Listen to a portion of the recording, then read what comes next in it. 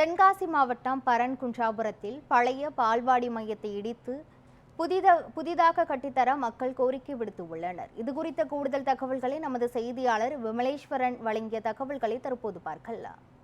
தென்காசி மாவட்டம் சுரண்டை அருகே உள்ள பரங்குன்றாபுரம் கிராமத்தில் சுமார் 500க்கும் மேற்பட்டோர் வசித்து வருகின்றனர். இந்த பகுதியில் செயல்படக்கூடிய ஒரு அங்கன்வாடி மையம், இந்த பால்வாடி மையமானது கட்டப்பட்டு 15 ஆண்டுகளுக்கு மேல் ஆகிறது.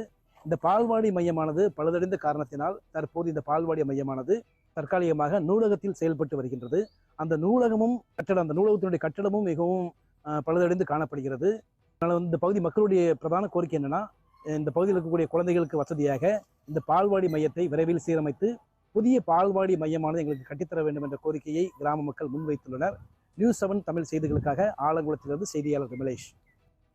என்னோட பேர் பொன்னுக்கிளி. நான் 7வது வார்டு உறுப்பினர். பரங்குன்றம் கிராமம் தான், வாடியூர் பஞ்சாயத்தில் இருக்கேன். எங்கள் ஊரில் சுமார் 500 குடும்பங்கள் இருக்காங்க. 500 குடும்பத்தில் அங்கன்வாடி மையம் இருக்குது. அது சேதமடைஞ்சு இருக்குது. அதை இப்போ அதை ஒரு நூலகத்தில் அமைச்சிருக்கோம். அதுவும் கொஞ்சம் பழுதடைஞ்சிருக்கு. பிள்ளைங்க கொஞ்சம் சிரமப்படுதாங்க. அங்கன்வாடி மையத்திற்கு புதிய கட்டிடம் தரும்படி கிராம மக்கள் சார்பாக தாழ்மையுடன் கேட்டுக்கொள்கிறேன்.